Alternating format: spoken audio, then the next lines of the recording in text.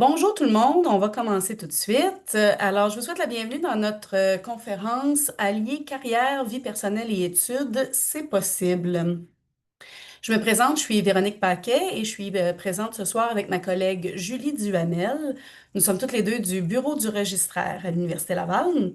Également Isabelle Quintal de la formation à distance et dans l'outil questions et réponses. Si vous avez des questions en cours de route, vous pouvez les écrire dans l'outil questions-réponses et puis on va prendre le temps de répondre à vos questions à la fin du webinaire. Également, des fois, Isabelle peut peut-être vous répondre en cours de route en cas de besoin.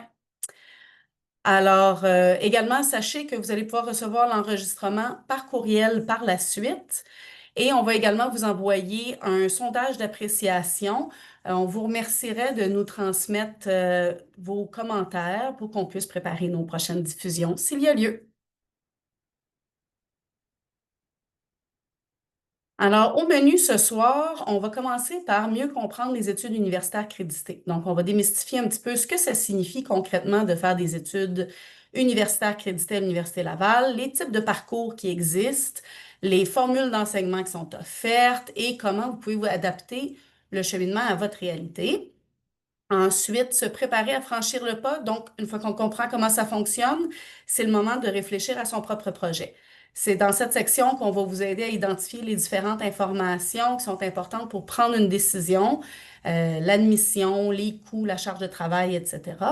Et pour terminer, on va vous parler des différentes ressources qui sont à votre disposition pour vous accompagner dans la réussite de votre parcours, autant la reconnaissance des acquis, l'accompagnement pour les parents étudiants, et toutes les ressources qui sont disponibles. Alors, pour commencer, commençons par regarder les études universitaires créditées. Donc, les parcours aujourd'hui, là, il y a bien plus qu'un seul parcours qui est possible. Je vous présente un petit aperçu des différents programmes d'études crédités. Donc, ça, c'est vraiment avec des crédits universitaires qui y sont rattachés. On a les trois cycles que vous connaissez peut-être, premier cycle, deuxième cycle, troisième cycle. Donc, le premier cycle, qui est typiquement le baccalauréat, celui qu'on connaît là, au Québec, le baccalauréat. Mais il y a différents types d'études au premier cycle. Donc, le baccalauréat, c'est le programme, le gros programme principal de premier cycle. Ça commence à 90 crédits jusqu'à 120 crédits selon les programmes. Au premier cycle, il y a également des certificats. Donc, ça, c'est un plus petit programme d'environ entre 24 et 36 crédits, encore une fois, selon les programmes.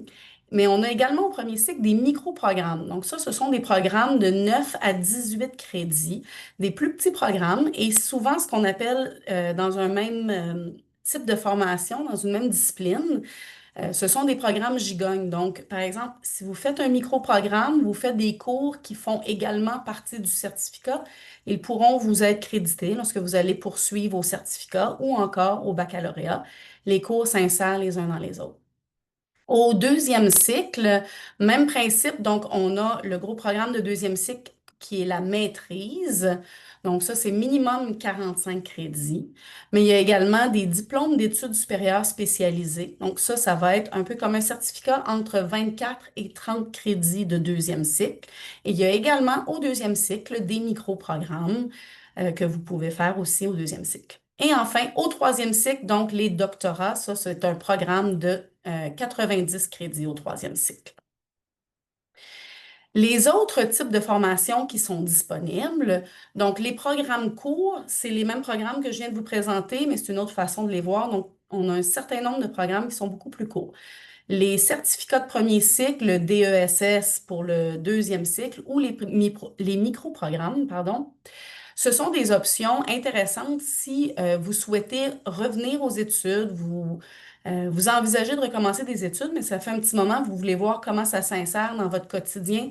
Les programmes courts, c'est une excellente façon de commencer à s'initier aux études universitaires. Ensuite, vous avez le baccalauréat multidisciplinaire. Donc, le baccalauréat, c'est un programme en soi, le baccalauréat multi, mais qui va être composé de trois certificats séparés. Donc, vous faites un aperçu, vous voulez avoir une formation générale avec des certificats qui vont être reliés. Vous avez un projet d'études, mais vous pouvez faire chacun des certificats individuellement, ce qui vous permet d'aller obtenir un diplôme à la fin du premier certificat. puis ensuite de poursuivre le reste de votre bac multi séparément. Ça vous donne quand même un certificat à la fin de chacune de ces études-là. Ou encore, vous pouvez faire le bac multi également avec deux certificats et une formation complémentaire. Enfin, vous avez les formations hors programme. Fait que ça, ce ne sera pas spécifiquement à l'intérieur d'un programme comme tel. Vous pouvez vous inscrire aux études libres. Fait que ça donne la possibilité pour quelqu'un de s'inscrire vraiment à un cours spécifique qui l'intéresse sans nécessairement être admis à un programme. Par exemple, si vous souhaitez faire un cours de langue, vous pouvez vous inscrire comme étudiant libre. On a également ce qu'on appelle les MOOC, ou en français des formations en ligne ouvertes à tous. Ça, ce sont des formations, comme le nom le dit, en ligne, entièrement en ligne, et c'est gratuit. Donc ça, c'est disponible sur le site de l'Université Laval. Vous pouvez le suivre à votre vitesse et c'est une bonne façon, encore une fois, de tester la participation à des études. Si vous êtes en retour aux études, voir comment ça fonctionne dans votre quotidien, vous pouvez essayer avec un MOOC et ça ne contribue pas à votre moyenne universitaire. Ensuite, on a la formation continue. Donc ça, ce sont des activités de perfectionnement de courte durée, normalement, qui sont offertes spécifiquement pour les gens qui sont euh, en formation professionnelle ou pour développer vos compétences professionnelles dans votre travail. Il y a également de la formation continue qui est disponible pour les organisations en programme complet. Les nanoprogrammes également, ça, c'est des programmes qui ne sont pas crédités, mais des tout petits programmes. Et enfin, vous avez l'Université du troisième âge. Donc ça, ce sont toutes sortes de cours, toutes sortes de tout petits cours intéressants, une session, qui sont offerts pour les gens simplement pour le plaisir d'étudier tout au long de la vie. Si on poursuit à l'Université Laval, donc on a les quatre formules différentes d'enseignement. Ça s'applique vraiment aux cours. Donc, les quatre types d'enseignement, on les connaît déjà un petit peu, on commence à être familier avec ça, mais vous avez les cours à distance, donc 100% virtuel sur votre ordinateur, les cours en présence, donc ça, évidemment, ça implique de se déplacer physiquement à l'Université Laval. Ensuite, vous avez les cours hybrides ou comodales. Donc, hybride, ça va vouloir dire que certaines présences physiques sont requises, mais qu'il y a aussi des activités qui vont être en virtuel. Donc, si vous inscrivez un cours hybride, il faut vous assurer que vous allez être disponible pour venir en présence physique en classe lorsque, il y a une présence qui est requise, selon le programme du cours. Comodal, par contre, ça, c'est un cours qui va être offert simultanément en présence et en virtuel, en synchrone. Donc, le professeur va donner le cours et d'une classe à l'autre, vous pouvez choisir là, d'une séance à l'autre ce qui vous convient, si vous venez en présence en classe ou si vous le suivez à distance. Petite précision pour les cours en ligne, il y a des cours synchrones ou asynchrones. Donc, lorsqu'on vous demande une présence synchrone, c'est que le professeur va donner la classe en virtuel à une heure spécifique et vous devez vous brancher à cette heure-là précise. Les cours en asynchrone, mais là, ce sont des enregistrements différés qui vont être proposés que vous pouvez écouter lorsque vous le souhaitez. L'équivalence des formules d'enseignement, c'est important de savoir que vous suiviez le cours à distance ou en présence, c'est le même programme, c'est le même diplôme, le même processus d'admission, le même coût pour les études et le même corps enseignant. Ce sont les mêmes professeurs. Donc, vraiment, il n'y a rien sur votre diplôme qui dit vous avez suivi le cours à distance, en présence, il n'y a aucune distinction. C'est vraiment le même contenu et la même valeur du diplôme. Je poursuis, donc se préparer à franchir le pas. Fait qu'on a vu les différentes portes d'entrée pour commencer des études universitaires créditées. Voyons voir ce qu'il faut savoir pour choisir, puis ce qu'il faut tenir en compte pour votre parcours. Le coût des études. Donc, les droits de scolarité sont les mêmes, peu importe la formule choisie, que vous soyez en distance ou en présence, ça va toujours être les mêmes coûts. Ils vont être variables toutefois selon votre profil. Donc, les étudiants québécois, les étudiants canadiens ou internationaux, vous allez avoir des droits de scolarité différents et ça va varier en fonction du nombre de crédits auxquels vous êtes inscrit. Vraiment, ça, il faut aller voir sur le site Internet de l'Université Laval. Il y a des tableaux détaillés avec le coût des études et ça va être un coût par crédit. Fait que si vous prenez un cours de 3 crédits, ça va être le montant indiqué fois 3 crédits.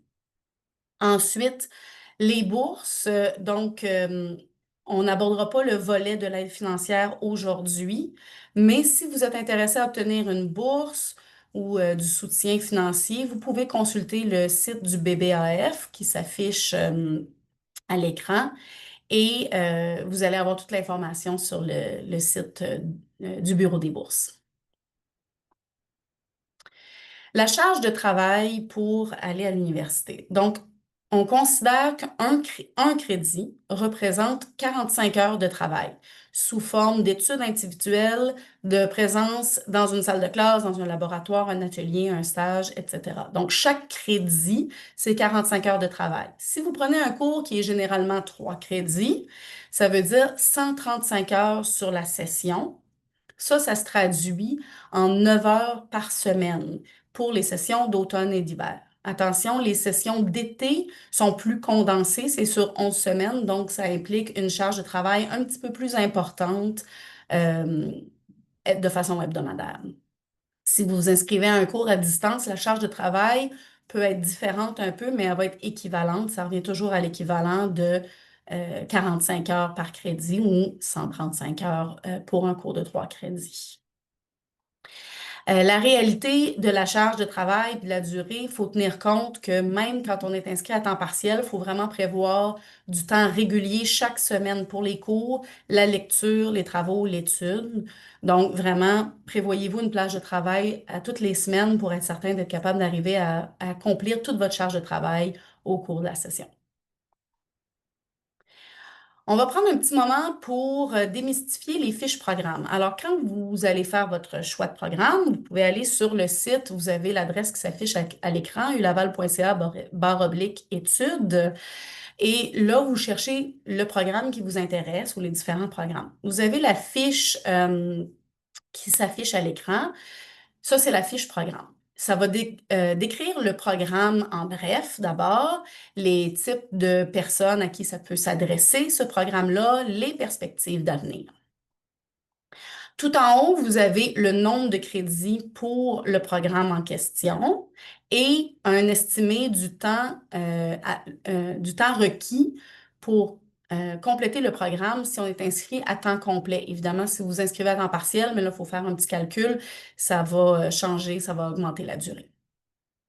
Ensuite, en bas ici, vous allez avoir la section avec les avantages. Donc là, il y a tout un paquet de petites étiquettes. Par exemple, si vous êtes intéressé par un cours à distance, là, sur cette fiche-là, on a l'étiquette à distance. Ça veut dire que le programme, c'est possible de le compléter en entier à distance. Dans d'autres programmes, vous allez avoir l'étiquette certains cours à distance. Donc ça veut dire que vous allez pouvoir faire des cours à distance, mais il y en a d'autres qui vont être disponibles seulement en présence. Vous allez devoir vous déplacer. Vous avez aussi les avantages comme deckback et passerelle. On va en parler un petit peu plus tard. Mais donc, s'il y a des accélérations d'études qui sont disponibles pour ce programme-là, ça va être indiqué à cet endroit-là. Et ensuite, on a le bouton exigence d'admission qui va nous mener un petit peu plus bas. Donc, j'y viens pour tout le détail des exigences d'admission. Les critères d'admission. Donc, il faut d'abord être admissible selon le type, pardon, de candidat, que vous soyez un candidat régulier, adulte, international. Donc, le type de candidat, il est bel et bien relié à votre parcours d'étudiant et non à votre statut légal. Donc, si vous avez des études à l'international, mais que vous êtes résident permanent ou citoyen, vous qualifiez comme candidat de l'international parce que vos études ont été faites à l'international. Les différents types de candidats, on a du Québec, du Canada hors Québec ou de l'international. Il y a également les candidatures adultes. Donc, quand on se qualifie comme un candidat adulte, selon, nos différents critères d'admission, ça signifie que vous êtes résident permanent ou citoyen, mais aussi que vous ne détenez pas de diplôme d'études collégiales. Vous n'avez pas de DEC et vous avez quitté le système scolaire depuis au moins 2 ans. Donc, si vous n'avez pas de DEC, vous pouvez rentrer à l'université en vous qualifiant comme candidat adulte. Si vous avez déjà un diplôme d'études collégiales, même si ça fait longtemps et que vous êtes en retour aux études, vous êtes un candidat du Québec régulier. Donc, on arrive à la section de l'admissibilité. Une fois qu'on a vérifié les critères d'admissibilité en fonction de votre statut général, on va arriver dans la fiche programme ici aux différents critères qui sont vraiment spécifiques au programme.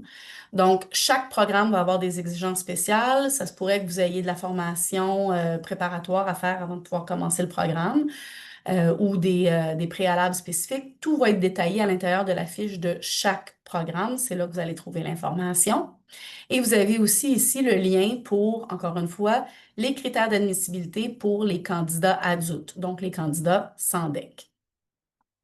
Je poursuis dans la fiche programme et on arrive dans l'onglet cheminement. Avec l'onglet cheminement, vous avez plusieurs informations ici, mais entre autres, dans la structure du programme, vous allez avoir tout le détail des différents cours que vous allez devoir prendre. Donc, 3 crédits parmi, dans ce cas-ci, chacune des règles suivantes. En dépliant chacun des onglets, vous allez voir le détail de chacun des cours et chaque cours va être identifié lorsque ça s'applique aux différentes formules d'enseignement qui sont disponibles. Donc, pour les gens qui souhaitent faire un cours à distance ou en hybride, c'est là que vous allez voir l'information lorsque vous inscrivez, lorsque vous faites vos choix de cours. Ensuite, on a la section avantages du programme. Donc ici, vous allez voir encore une fois si le cours peut se donner à distance, en tout ou en partie, les différents avantages d'accélération d'études comme les deck-back, les passerelles, les passages intégrés. Et enfin, tout en bas, j'attire votre attention sur la section renseignements et directives. Donc ça, c'est là que vous allez trouver les contacts vraiment pour le programme en question, la direction des études. Donc, si vous avez des questions vraiment spécifiques à votre programme, c'est là que vous allez pouvoir trouver les personnes contacts pour aller chercher davantage d'informations.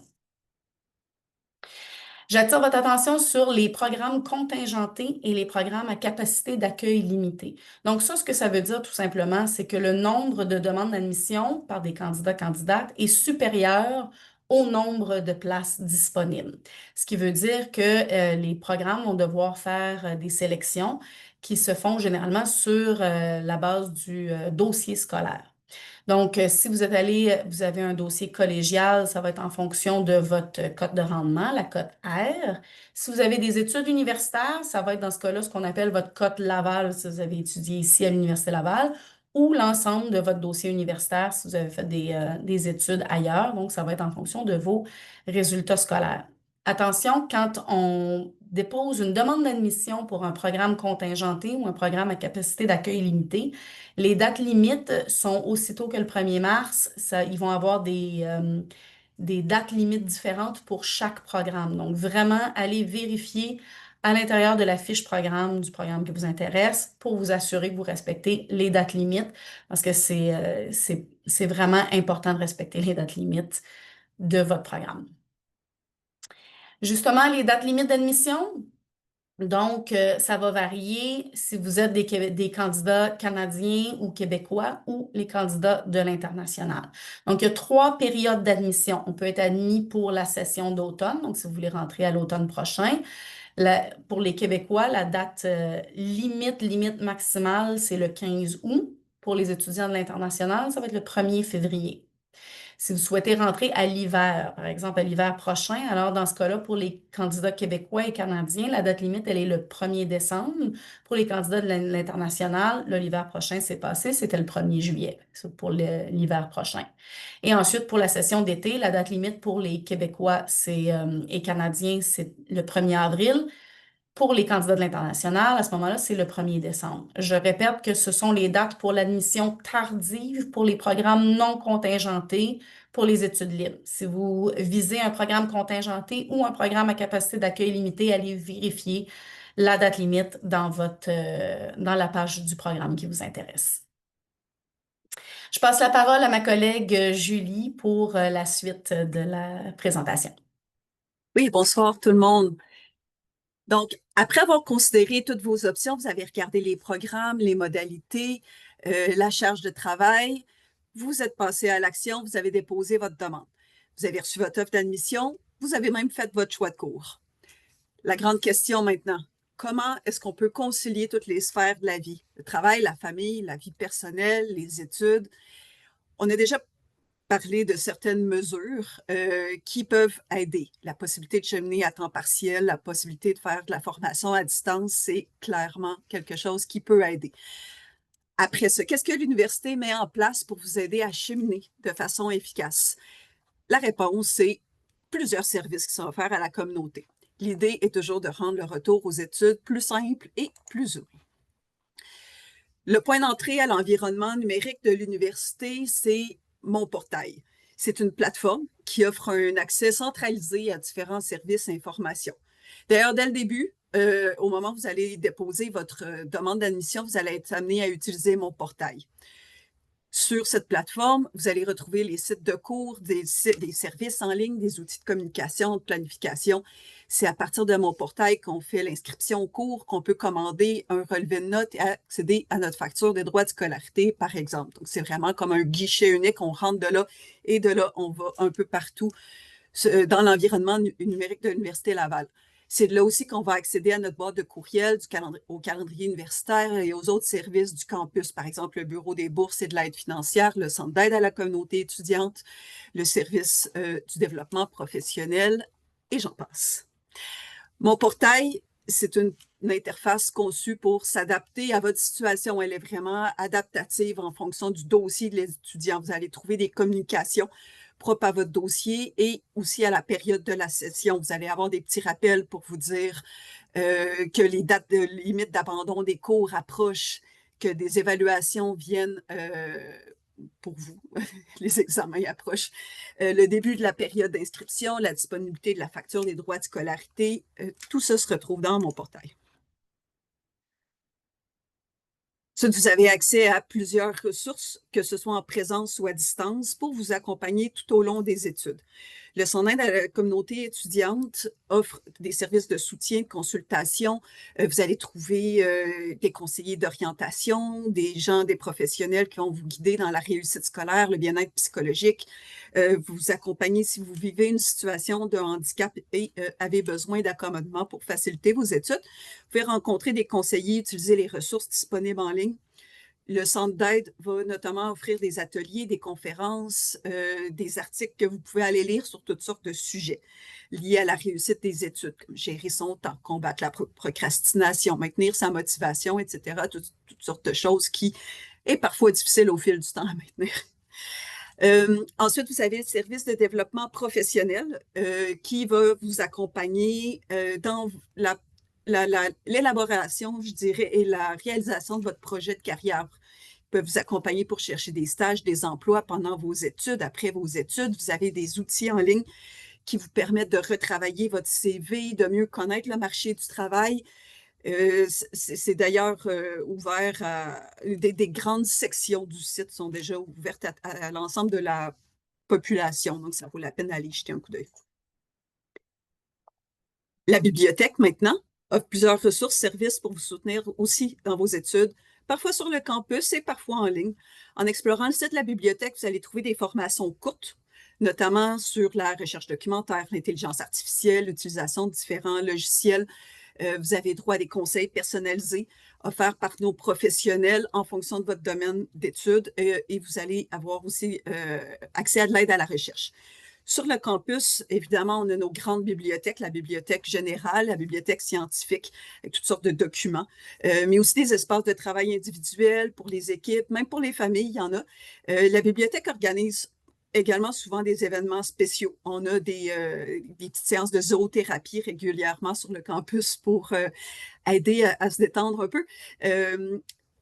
Si vous êtes à distance, vous n'êtes pas pris de cours, je dirais. Vous avez aussi accès à plus de 20 millions de documents numériques, des articles, des publications scientifiques. Vous avez même accès à des films, des audiolivres, etc. En ce qui concerne le matériel didactique exigé pour les cours, vous allez trouver ça à la Coop Zone, qui est également sur le campus, mais il y a aussi un site web où vous pouvez obtenir du matériel. Vous pouvez commander, vous pouvez le faire livrer ou vous pouvez venir le chercher sur le campus. Ce n'est pas tous les cours qui exigent du matériel didactique. Beaucoup de cours en ligne, de fait, vont fournir les lectures directement, tout le nécessaire directement sur les plateformes de cours. Donc, ce n'est pas toujours nécessaire d'aller l'acheter. Si vous vivez une situation de handicap, il y a une limitation fonctionnelle permanente, je vous parlais du centre d'aide à la communauté étudiante, vous pouvez obtenir des mesures d'accommodement adaptées à vos besoins pour vos cours et les examens. Donc, il faut prendre rendez-vous rapidement pour pouvoir mettre tout ça en place. L'Université Laval a aussi créé le statut d'étudiant parent, ce qui permet d'obtenir d'autres accommodements liés à vos obligations parentales tout au long de votre cheminement. Par exemple, un étudiant parent pourrait avoir certains privilèges qui sont habituellement réservés aux étudiants à temps plein, même si vous êtes inscrit à 6 crédits ou plus. Habituellement, un statut temps plein demande d'être inscrit à 12 crédits ou 4 cours, mais on sait qu'en étant responsable d'une famille, parfois c'est difficile de tout mener de front, donc on permet d'alléger un petit peu le parcours et les études. Quand on pense à faire un retour aux études, on arrive généralement avec un parcours. On a déjà des études d'entreprise ou même complété de l'expérience professionnelle, on a une carrière. Reprendre les études, c'est parfois s'engager pour quelques années. On mentionnait plutôt qu'un baccalauréat à temps plein peut représenter 3 ou 4 ans d'études. La reconnaissance des acquis permet d'alléger le parcours, peut aussi permettre d'éviter aux étudiants d'avoir à faire des cours qui n'ont plus rien à leur apprendre. Si vous avez étudié au Québec, vous avez complété un DEC technique, il existe des mesures d'accélération des études qu'on appelle des DEC-BAC et des passerelles. Selon le programme que vous choisissez, vous pourriez vous faire reconnaître de 3 jusqu'à 36 crédits. Donc, des fois, dans certains cas, ça peut vous permettre de couper une année d'études au complet. Il y a des conditions pour avoir droit à ces mesures. Parfois, si le DEC a été obtenu il y a plus de 5 ans, on n'est plus admissible à la passerelle ou au DEC-BAC, mais ça dépend vraiment, c'est très variable. Donc, on a un catalogue en ligne qui vous indique l'ensemble des ententes existantes et qui précise les conditions d'admissibilité. Le site web de l'université offre aussi un catalogue en ligne des équivalences universitaires. Si vous avez déjà suivi des cours dans d'autres établissements universitaires au Québec, ailleurs au Canada, ailleurs dans le monde, vous pourriez peut-être avoir droit à des équivalences et donc vous faire reconnaître une partie de la scolarité qui est prescrite dans votre programme. Ensuite, si vous avez des expériences de travail professionnel, vous pourriez vous faire reconnaître des cours ou des crédits. En examinant les cours du programme que vous aurez choisi, vous aurez peut-être des fois l'impression que vous savez déjà ce qui est enseigné dans le cours ou que vous pourriez même l'enseigner. C'est moi qui accompagne les professionnels dans le processus de reconnaissance des acquis. Ça m'arrive de voir des professionnels de carrière dans toutes sortes de domaines. Là, je pense beaucoup à la gestion, l'informatique, l'enseignement. Et c'est quelque chose qui arrive régulièrement de voir des étudiants qui se font reconnaître quelques cours sur la base de leur carrière. Pour demander à se faire reconnaître un cours sur la base extrascolaire, comme on appelle, ou expérientielle, il vous faut préparer un dossier détaillé, bien documenté, parler de vos expériences professionnelles, des formations continues non créditées que vous pourriez avoir suivies dans le cadre de votre emploi ou ailleurs, et même parfois des expériences personnelles. Plusieurs choses peuvent être utilisées pour mettre de l'avant ces acquis. Donc, moi, je vous accompagne dans un premier temps à identifier les cours que vous pourriez vous faire reconnaître en fonction du programme que vous choisissez et de votre parcours professionnel. Et ensuite, je vous aide à travailler votre argumentaire. Ensuite, le dossier est analysé par les experts de contenu. Ces démarches précises comportent des frais qui sont différents des droits de scolarité habituels. Donc, il faut garder ça en tête. Un cours, tu peux passer, Véro. Un cours reconnu sur la base de que ce soit sur la base de la scolarité antérieure ou du parcours professionnel, va avoir la même valeur dans votre cheminement qu'un cours que vous pouvez avoir suivi à l'université, un cours inscrit réussi. Il va être contributoire de la même manière à votre programme et vous permet d'avancer dans votre parcours. La différence, c'est que, bon, à certaines exceptions près, le cours reconnu ne comporte pas de notes et n'est pas contributoire à la moyenne. Donc, il va être indiqué différemment au relevé de notes, mais ça reste que c'est le même cours. Comment faire pour intégrer les études à la vie? On vous donne des pistes. La première chose à faire, c'est vraiment de penser au temps que vous êtes en mesure d'investir sur votre formation à chaque session.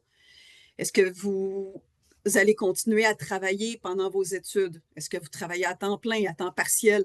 Est-ce que votre employeur vous permettrait de vous absenter, de prendre une absence du travail quelques heures par semaine, voire pendant plusieurs mois de suite pour vous permettre d'investir sur vos études? Si les cours sont en présence ou en mode synchrone, vous pouvez vous déplacer sur le campus pour ça. Combien de cours est-ce que vous pensez que vous êtes capable de prendre à chaque session? On vous parlait tantôt de la charge de travail. Un cours de 3 crédits, c'est environ 9 heures de travail par semaine. Est-ce que vous êtes capable de donner ça? Est-ce que vous pouvez donner plus? Le nombre de cours que vous allez prendre et la durée de vos études va varier en fonction de ça. Donc, c'est quelque chose quand même à réfléchir au départ. On vous suggère aussi, au début de la session, quand vous vous inscrivez au cours, jetez un coup d'œil au plan de cours, regardez la charge de travail, le contenu des formations, le calendrier des évaluations. Ça va vous aider à planifier votre calendrier puis à vous projeter un petit peu pour vous assurer que ça va bien fonctionner pour vous, que la session va aller rondement. Soit dit en passant, si vous n'êtes pas certain de pouvoir vous investir dès le début dans un programme long, on pense par exemple à un baccalauréat ou à une maîtrise, vous pouvez débuter par un programme plus court. Ma collègue Véronique parlait tout à l'heure de programme Gigogne. Donc, il y a des gens qui vont commencer par un micro-programme, par la suite, ils vont le compléter. S'ils voient que ça se passe bien, ils vont transférer dans un programme un peu plus long, un certificat, un DESS. Ils vont le compléter et ensuite, ils poursuivent au baccalauréat, que ce soit multidisciplinaire ou spécialisé ou à une maîtrise. Donc, l'engagement est moins grand dès le départ. Vous pouvez vous donner une chance d'obtenir un diplôme plus rapidement, quitte à poursuivre quand ça va bien. Prenez le temps de vous observer aussi pour découvrir ce qu'on appelle votre profil de personne apprenante. Il y a certaines personnes qui vont être matinales, donc vont étudier de soir, voire en plein milieu de la nuit. Ça dépend vraiment d'une personne à l'autre. Il y a des étudiants aussi qui vont être capables d'étudier de longues périodes de temps à la fois, plusieurs heures de suite, et d'autres ont vraiment besoin de morceler puis de faire ça par petites périodes d'études. D'ailleurs, on vous conseille d'aller bloquer le plus rapidement possible à votre agenda quand vous voyez votre plan de cours et tout ça, vous planifiez votre session. Prévoyez-vous des blocs d'études à votre agenda. C'est plus facile comme ça de contourner, de mettre en échec la procrastination, on va dire. Pour les gens qui ont des responsabilités familiales ou des engagements, on vous encourage aussi à vous constituer un réseau de soutien pour vous permettre d'avoir des moments tranquilles pour étudier. Donc, qui va s'occuper des enfants pour ne pas les avoir nécessairement toujours à notre charge quand on est en train de faire un examen en ligne. Ça, c'est pas facile. Plus tôt, ma collègue Véronique vous parlait d'explorer les MOOC, les formations en ligne ouvertes à tous. J'y reviens parce que c'est vraiment une bonne façon de découvrir son profil d'apprenant. Vous allez pouvoir voir de quelle manière vous organisez votre charge de travail. Donc, comme on vous le disait, c'est une formation gratuite, c'est une formation non créditée. Vous pouvez la terminer, ne pas la terminer, ça n'aura pas d'impact sur votre dossier étudiant, sur votre cheminement. Ça vous permet aussi de tester l'environnement d'études. C'est les mêmes plateformes que notre formation créditée. Donc, c'est vraiment une belle manière de découvrir tout l'environnement d'études de l'Université Laval.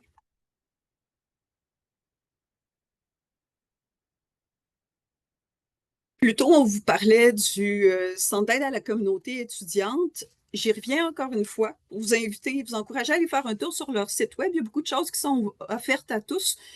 On va dire qu'avec l'inscription à un MOOC, ça va être vos premiers devoirs d'aller voir ce site-là. Le centre d'aide a préparé de courtes formations interactives vraiment intéressantes qui sont disponibles en ligne. Vous pouvez les faire quand vous voulez. Ils vous permettent de mieux vous connaître et vous outiller aussi pour développer les compétences essentielles à la réussite de vos études. Comment améliorer la gestion de votre temps, l'efficacité des lectures, améliorer votre concentration. C'est des habiletés utiles à tout étudiant, à tout professionnel qui cherche à se développer.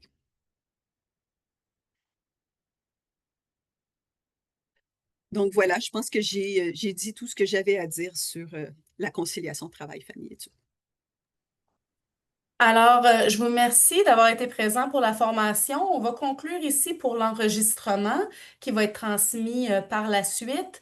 Et ensuite, nous allons poursuivre avec les questions et les réponses. Donc, encore une fois, je vous remercie. Si jamais vous souhaitez aller en ligne consulter, on a une belle page web avec beaucoup de ces informations-là et des liens vers toutes les autres sources qui sont disponibles, qui s'affichent à l'écran actuellement ulaval.ca/adulte au singulier.